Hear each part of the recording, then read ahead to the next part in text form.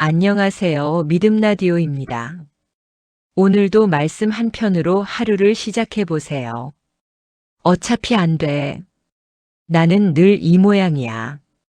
해봤자 뭐가 달라지겠어. 나는 복이 없는 사람이야. 이 나이에 뭘 바라겠어. 그냥 이렇게 사는 거지. 여러분, 혹시 오늘도 이런 말을 하셨나요? 무심코 내뱉은 그 말들, 그냥 지나친 한숨처럼 느껴지셨나요? 그런데 여러분, 그 말이 지금 이 순간에도 여러분의 미래를 조용히 닫아가고 있다는 사실 알고 계셨나요?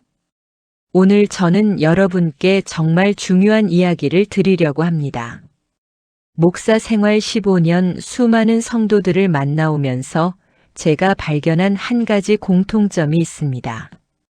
삶이 바뀐 사람들은 반드시 먼저 입술이 바뀌었다는 것입니다. 반대로 수십 년을 신앙생활 하면서도 삶이 제자리를 맴도는 분들에게도 공통점이 있었습니다. 그 입술에서 날마다 같은 말이 흘러나오고 있었다는 것입니다. 오늘 이 영상은 여러분의 혀를 다스리는 법, 그리고 말의 힘으로 삶을 실제로 변화시키는 법을 성경 말씀과 함께 깊이 나누는 시간입니다. 끝까지 함께 해주시면 오늘 하루 여러분의 입술이 달라질 것입니다. 그리고 입술이 달라지면 여러분의 삶도 반드시 달라집니다. 자, 지금 바로 시작하겠습니다. 첫 번째, 우리는 날마다 자신에게 저주를 퍼붓고 있습니다. 조금 강하게 들리셨나요? 하지만 이 말이 사실인지 아닌지 잠깐 함께 생각해 보겠습니다. 여러분은 오늘 아침 눈을 뜨면서 어떤 말을 하셨나요? 아, 또 월요일이야. 이번 주도 힘들겠다. 몸이 왜 이렇게 무거운지. 나이가 드니까 점점 안 되는 게 많아. 오늘도 똑같이 반복되는 하루겠지. 이런 말들 낯설지 않으시지요? 사실 우리는 이런 말을 너무 자연스럽게 해왔습니다. 그냥 솔직한 표현이라고 현실을 인정하는 것뿐이라고 생각해왔습니다. 그런데 성경은 이것을 다르게 봅니다. 성경은 이렇게 말씀합니다. 죽고 사는 것이 혀의 힘에 달렸나니 혀를 쓰기 좋아하는 자는 혀의 열매를 먹으리라. 잠언 18장 21절입니다. 여러분, 이 말씀이 얼마나 무게 있는 선언인지 느껴지시나요? 죽고 사는 것이 혀의 힘에 달렸다고 했습니다. 단순히 대인관계에서 말조심하라는 수준의 이야기가 아닙니다. 삶과 죽음, 복과 저주, 성공과 실패가 우리 혀에서 흘러나오는 말과 연결되어 있다는 것입니다. 여러분은 날마다 어떤 열매를 드시고 계신가요? 나는 안 되라는 씨앗을 뿌리면 그 씨앗은 반드시 열매를 맺습니다. 나는 복이 없어라는 말을 반복하면 그 말은 여러분의 삶에 뿌리를 내립니다. 이것은 단순한 긍정 심리학 이야기가 아닙니다. 하나님의 말씀이 수천 년 전에 이미 선포한 진리입니다. 우리가 모르고 했던 그 말들, 이제 하나씩 돌아볼 시간이 되었습니다. 여러분은 최근 일주일 동안 자신에게 어떤 말을 했나요? 한번 진지하게 떠올려 보시겠어요? 거울 앞에서 혼자 있을 때 잠자리에 들면서 우리는 수많은 말을 자신에게 합니다. 그 말들이 쌓여서 지금의 여러분을 만들었습니다. 그리고 지금 이 순간부터 달라지는 말들이 쌓여서 내일의 여러분을 만들어갈 것입니다. 함께 기도하겠습니다. 주님, 저희는 오늘 이 시간 저희 입술에서 흘러나왔던 말들을 돌아봅니다. 알게 모르게 저희 자신에게 또 주변 사람들에게 던졌던 부정적인 말들, 절망의 말들을 회개합니다. 주님, 저희의 혀를 용서해 주시고 오늘부터 새로운 말로 새로운 삶을 시작할 수 있도록 이끌어 주소서. 예수님의 이름으로 기도합니다. 아멘. 이제 두 번째 이야기로 넘어가겠습니다. 두 번째는 더욱 놀라운 사실입니다. 하나님도 말씀으로 세상을 창조하셨습니다. 두 번째 말은 창조의 도구입니다. 여러분, 성경의 첫 장 창세기 1장을 기억하시나요? 하나님께서 세상을 만드실 때 어떻게 하셨는지 혹시 생각해 보신 적 있으신가요? 성경은 이렇게 말씀합니다. 하나님이 이르시되 빛이 있으라 하시니 빛이 있었고. 창세기 1장 3절입니다.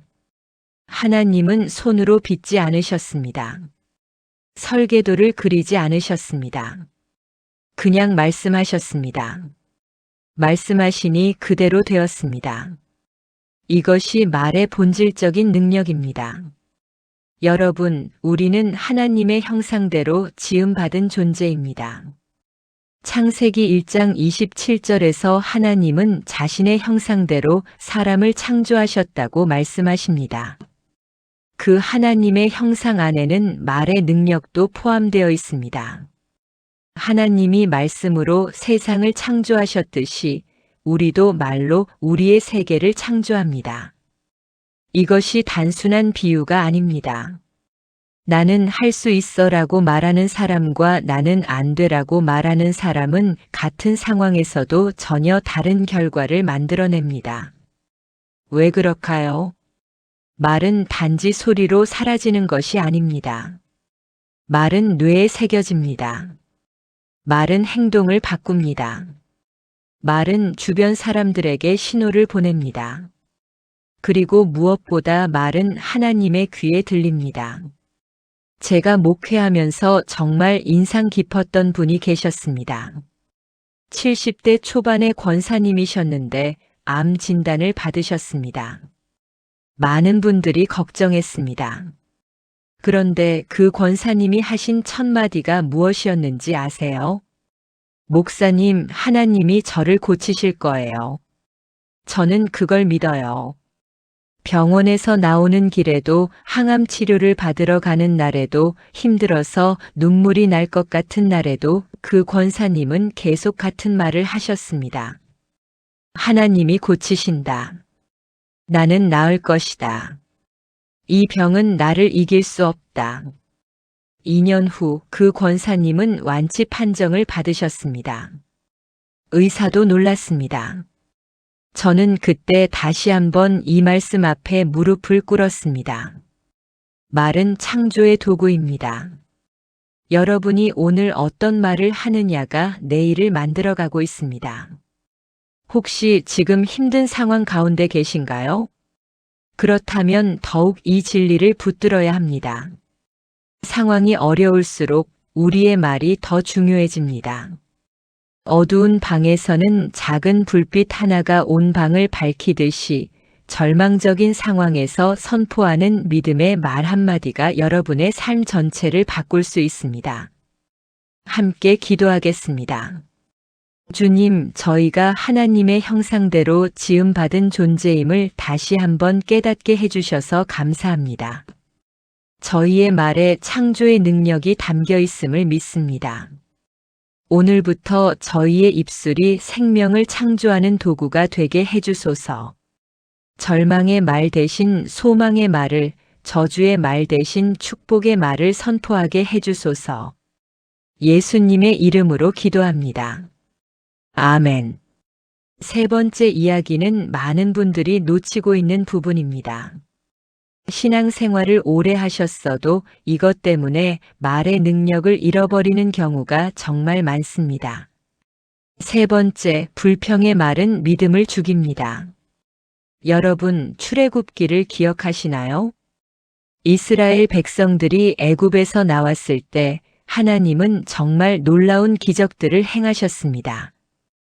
홍해가 갈라졌고 만나가 하늘에서 내렸고 반석에서 물이 터져 나왔습니다. 그런데 그 백성들이 가나안에 들어가는데 얼마나 걸렸는지 아시나요?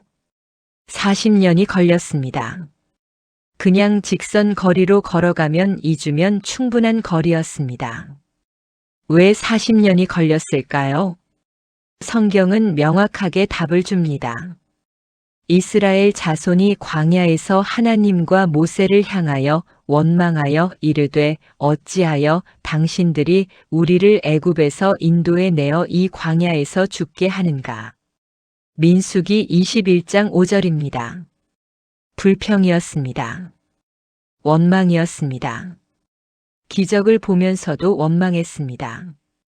만나를 먹으면서도 불평했습니다. 그 원망과 불평의 말들이 그들의 발목을 붙잡았습니다. 40년이라는 세월을 광야에서 허비하게 만들었습니다. 여러분, 혹시 우리도 이 이스라엘 백성들과 같지 않은지 돌아볼 필요가 있습니다. 은혜를 받으면서도 불평하고 있지는 않으신가요? 건강이 있으면서 이 나이에 뭘 기대하겠어라고 하고 계시지 않나요? 자녀들이 있으면서 우리 아이들은 왜 저 모양인지라고 입버릇처럼 말하고 계시지 않나요? 밥상이 있으면서 맛이 없네, 같은 것만 나오네라고 불평하고 계시지 않나요? 이런 말들이 쌓이면 어떻게 될까요? 불평의 말은 감사의 마음을 죽입니다. 감사가 죽으면 믿음이 약해집니다. 믿음이 약해지면 기도가 약해집니다. 기도가 약해지면 삶이 흔들립니다. 이것이 불평의 연쇄작용입니다. 저는 상담을 많이 해왔는데요. 삶이 늘 제자리라고 호소하시는 분들의 대화를 들어보면 정말 공통점이 있습니다. 1시간을 이야기하는 동안 거의 대부분이 불평과 원망입니다. 남편 이야기, 자녀 이야기, 며느리 이야기, 건강 이야기, 돈 이야기. 다 어렵고 힘든 이야기입니다. 물론 그분들의 상황이 쉽지 않은 것은 사실입니다. 그런데 불평의 말로 그것을 계속 선포하는 순간 그 상황은 더욱 굳어집니다. 말이 현실을 가두어 버리는 것입니다. 반면에 같은 어려운 상황에서도 감사를 찾아내시는 분들이 계십니다. 그래도 오늘 밥 먹을 수 있으니 감사하지. 힘들지만 주님이 함께 하시니 이만하면 됐지. 자녀들이 말은 안 들어도 건강하니 감사하지. 이런 말들을 입술에 달고 사시는 분들은 정말 다릅니다. 나이가 들수록 더 빛이 납니다. 어려울수록 더 강해집니다. 왜냐하면 그 감사의 말들이 믿음을 키우고 믿음이 하나님의 역사를 불러오기 때문입니다. 함께 기도하겠습니다. 주님, 저희가 얼마나 많이 불평하고 원망하며 살았는지 회개합니다. 이스라엘 백성처럼 은혜를 받으면서도 감사하지 못하고 더 많은 것을 원하며 불평했습니다. 주님, 저희의 눈을 열어주소서. 오늘 주어진 이 하루 안에 담긴 감사의 이유들을 발견하게 해주소서. 불평의 입술을 감사의 입술로 바꾸어 주소서. 예수님의 이름으로 기도합니다. 아멘. 이제 4번째입니다. 여기서부터는 실제로 삶이 바뀌는 이야기가 시작됩니다. 많은 분들이 기다리시던 내용입니다. 4번째, 믿음의 고백은 현실을 바꿉니다. 성경은 이렇게 말씀합니다. 내가 만일 내 입으로 예수를 주로 시인하며 또 하나님께서 그를 죽은 자 가운데서 살리신 것을 내 마음에 믿으면 구원을 받으리라. 로마서 10장 9절입니다. 여러분, 이 구절을 그냥 구원의 공식으로만 보지 마시고 그 안에 담긴 원리를 보시기 바랍니다. 마음의 믿음과 입술의 고백이 함께 역사한다는 것입니다. 마음만으로는 부족합니다. 입술의 고백이 더해져야 합니다. 이것이 성경이 말하는 믿음의 완성입니다. 아브라함을 생각해 보겠습니다. 하나님은 아브라함에게 아직 자녀가 없을 때, 심지어 아내 사라가 이미 나이가 많이 들었을 때 이렇게 말씀하셨습니다. 내가 너를 여러 민족의 아버지로 세웠나니. 창세기 17장 5절입니다. 아브라함은 그 말씀을 그냥 흘려듣지 않았습니다. 그 말씀을 붙들고 선포했습니다. 현실이 정반대처럼 보여도 그는 하나님의 말씀을 자신의 고백으로 삼았습니다.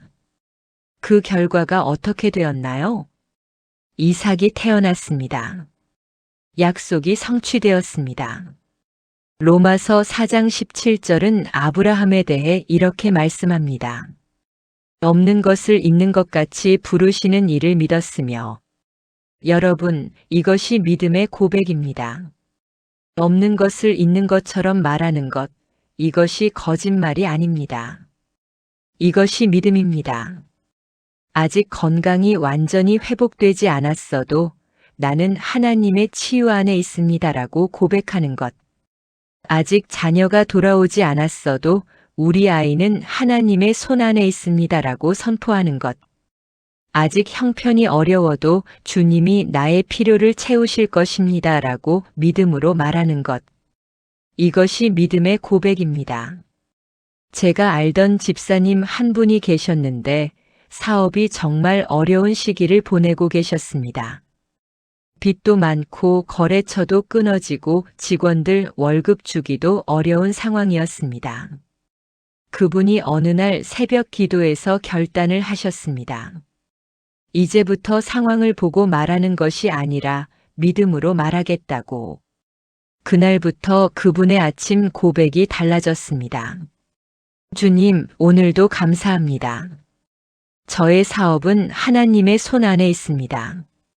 주님이 길을 여시고 사람을 보내시고 채워주실 것을 믿습니다. 처음에는 입에서 말이 잘 나오지 않았다고 하셨습니다.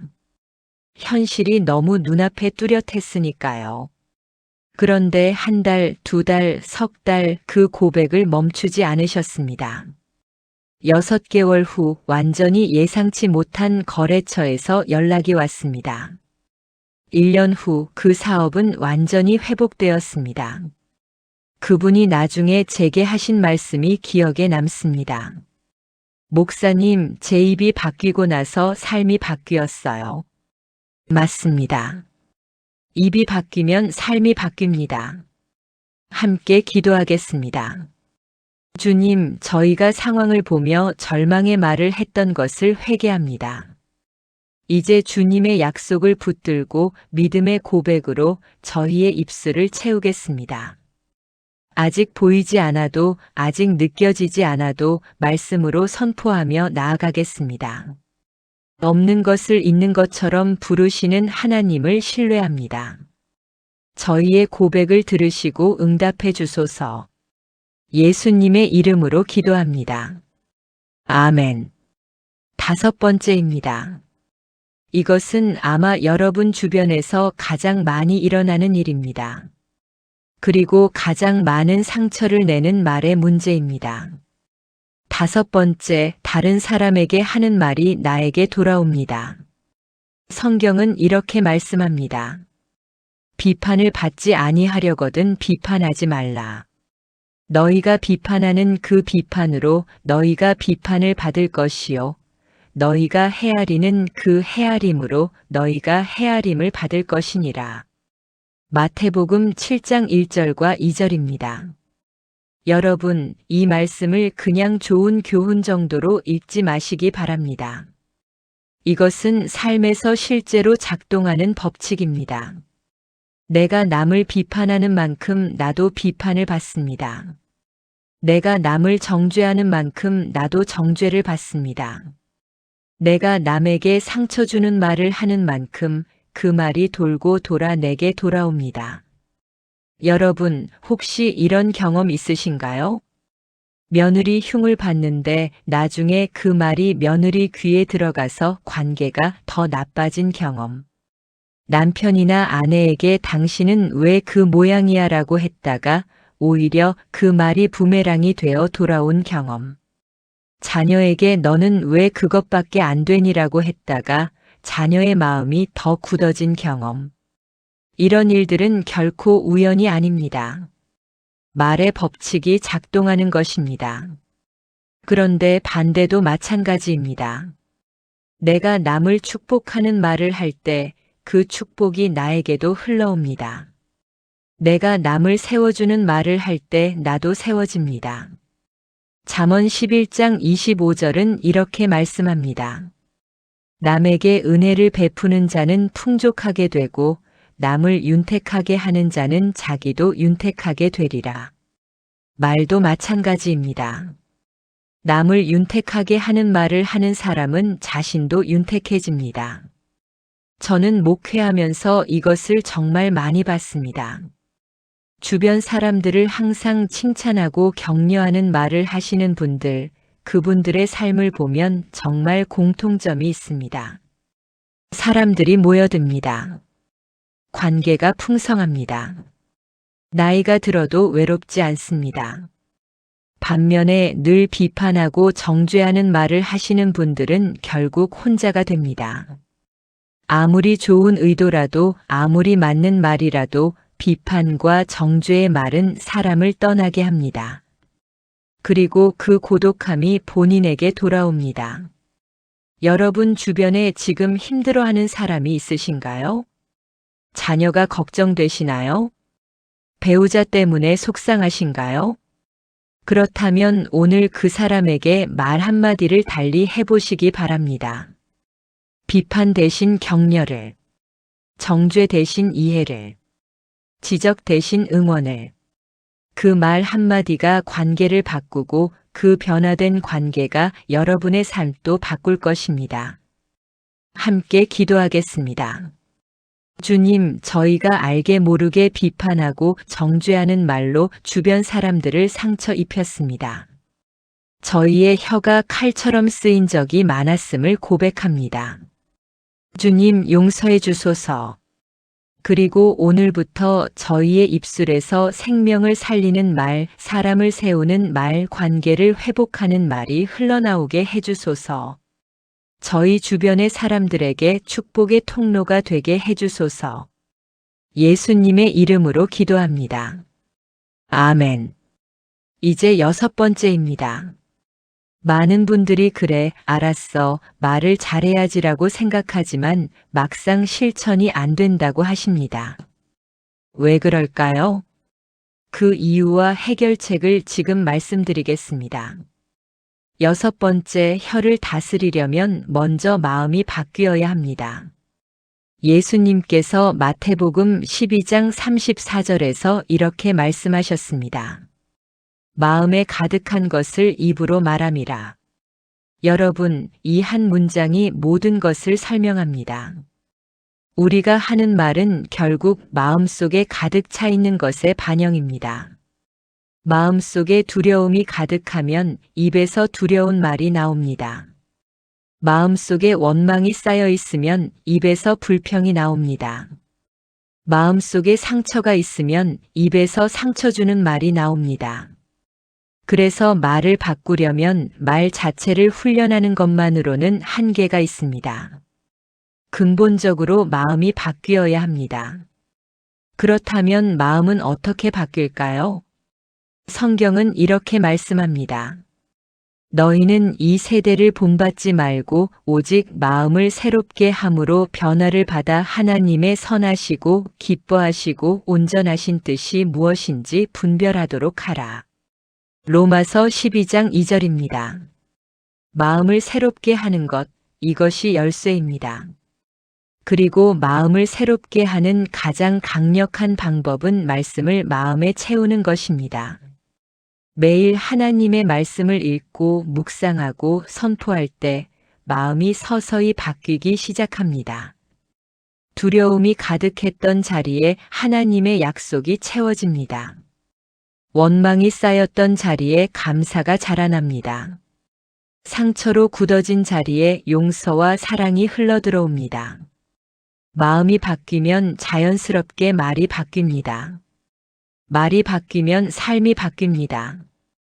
여러분, 매일 아침 말씀을 읽고 계신가요? 말씀을 소리내어 읽으시나요? 소리내어 읽는 것이 중요합니다. 그것이 바로 말씀으로 내 마음을 채우는 동시에 내 입술을 훈련하는 일입니다. 시편 1편 2절에서 복 있는 사람은 여호와의 율법을 주야로 묵상하는 자라고 했습니다. 주야로 묵상한다는 것은 늘 마음에 품고 있다는 뜻입니다. 늘 마음에 품고 있는 것이 입으로 나올 수밖에 없습니다. 내가 무엇을 주야로 마음에 품고 있는지 돌아보시겠어요? 뉴스인가요? 걱정인가요? 남의 이야기인가요? 아니면 하나님의 말씀인가요? 우리가 마음에 무엇을 채우느냐가 우리의 말을 결정하고 우리의 말이 우리의 삶을 결정합니다. 오늘부터 하루 5분, 10분이라도 말씀을 소리내어 읽어보시기 바랍니다. 특히 자신에게 선포하듯 읽어보시기 바랍니다. 나는 여호와 나의 하나님을 신뢰합니다.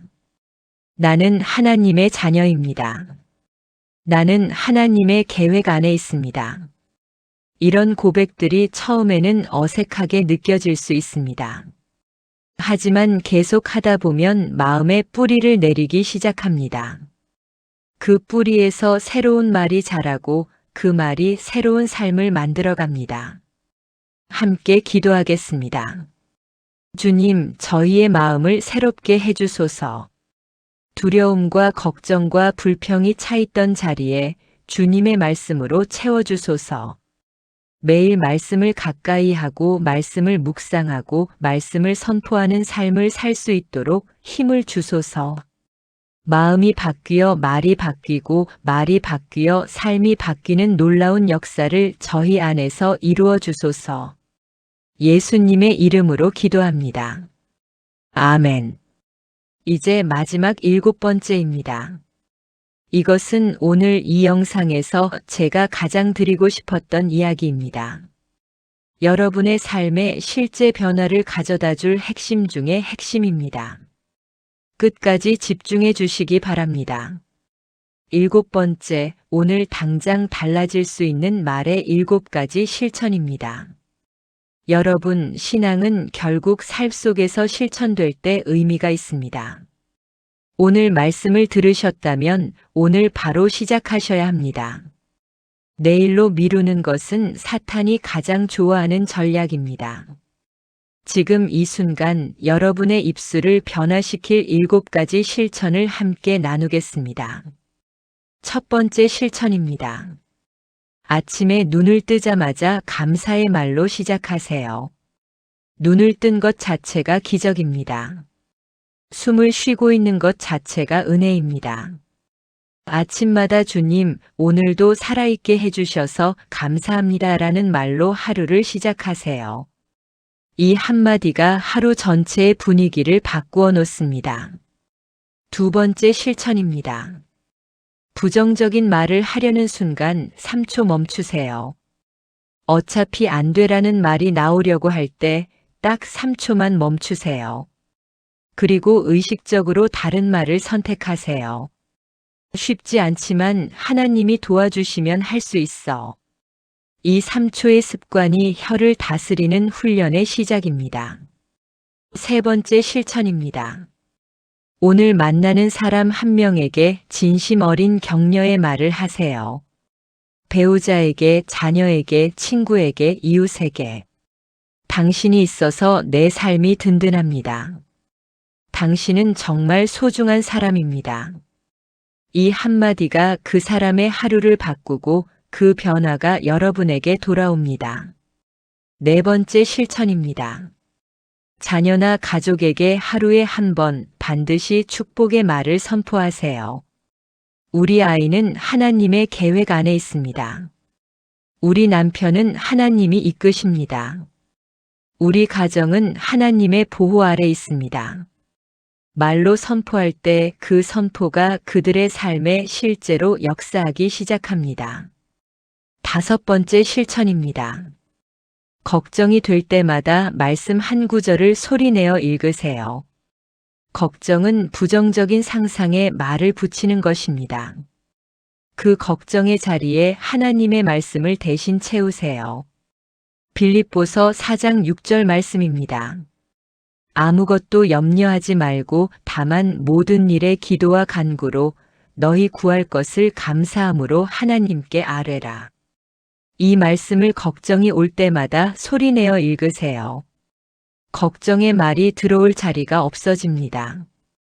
6번째 실천입니다. 잠자리에 들기 전 오늘 하루 감사했던 일 3가지를 입으로 말하세요. 아무리 힘든 하루였어도 감사한 것 3가지는 반드시 찾을 수 있습니다. 그것을 입으로 말하고 하루를 마무리하세요. 오늘 건강했던 것 감사합니다.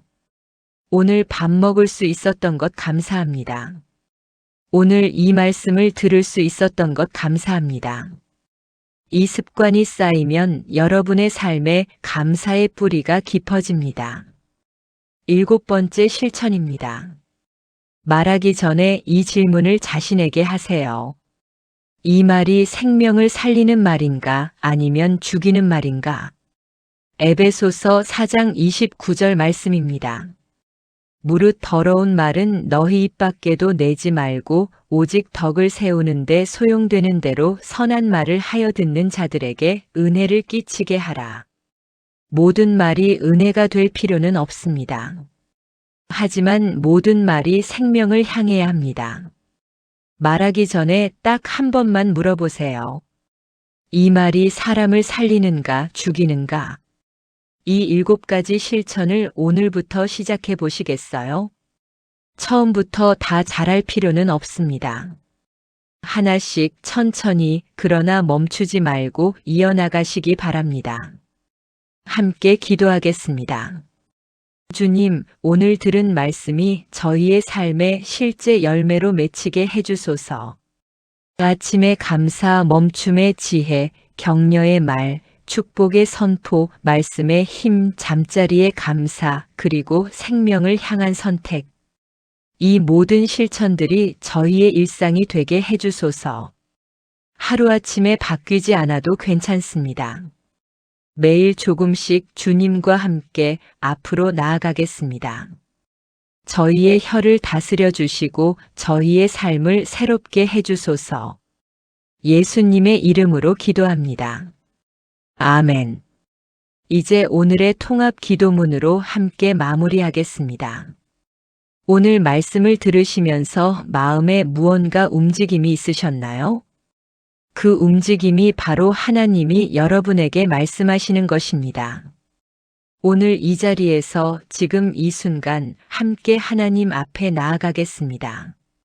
함께 기도하겠습니다. 주님 감사합니다. 오늘 이 시간 저희를 이 말씀 앞에 이끌어 주셔서 감사합니다. 저희가 그동안 얼마나 많은 말들을 함부로 했는지, 얼마나 쉽게 불평하고 원망하고 비판했는지 이 시간 다시 한번 돌아봅니다. 스스로에게 어차피 안 돼, 나는 늘 이 모양이야 라며 저주를 퍼부었던 것을 용서해 주소서. 주변 사람들에게 상처 주는 말을 했던 것을 용서해 주소서. 은혜를 받으면서도 감사하지 못하고 불평했던 것을 용서해 주소서. 주님, 오늘부터 저희의 혀를 다스려 주소서. 아침마다 감사로 시작하게 해주소서. 부정적인 말이 나오려 할 때 멈출 수 있는 지혜를 주소서. 만나는 사람들에게 생명을 살리는 말을 할 수 있는 용기를 주소서. 자녀와 가족에게 날마다 축복을 선포하는 부모가, 배우자가, 어른이 되게 해주소서. 걱정이 밀려올 때 말씀으로 맞서게 해주소서. 하루를 마감할 때 감사로 문을 닫게 해주소서. 그리고 모든 말 앞에서 이 말이 생명인가를 먼저 묻는 지혜로운 사람이 되게 해주소서. 주님, 저희가 말씀으로 충만하게 해주소서. 마음이 하나님의 말씀으로 가득 찰 때 입에서 흘러나오는 말도 달라질 것을 믿습니다. 세상의 말, 절망의 말, 두려움의 말이 아닌 하나님의 약속과 소망과 믿음의 말로 저희의 입술을 채워주소서. 저희의 가정에 말의 축복이 흐르게 해주소서. 저희의 자녀들이 부모의 입에서 흘러나오는 축복의 말을 들으며 자라게 해주소서. 저희의 배우자가 서로의 입에서 나오는 격려의 말로 힘을 얻게 해주소서. 저희 주변의 모든 사람들이 저희의 말로 인해 하나님의 사랑을 조금이라도 느낄 수 있게 해주소서. 주님, 입술의 열매를 창조하시는 분이 주님이십니다. 이사야 57장 19절에서 주님은 말씀하셨습니다. 입술의 열매를 창조하는 나 여호와가 말하노라. 주님이 저희의 입술의 열매를 창조해 주소서. 저희가 노력하는 것에 주님이 역사해 주소서. 저희의 약함을 주님의 강함으로 채워주소서. 혼자서는 바꿀 수 없지만 주님과 함께라면 바꿀 수 있음을 믿습니다. 오늘 이 결단을 기억해 주소서. 오늘 이 기도를 들으시고 응답해 주소서. 저희의 혀가 달라지는 날, 저희의 삶이 달라지는 날, 그 놀라운 역사를 반드시 보게 해주소서. 죽고 사는 것이 혀의 힘에 달렸다고 하셨습니다. 저희의 혀가 오늘부터 생명을 향하게 해주소서.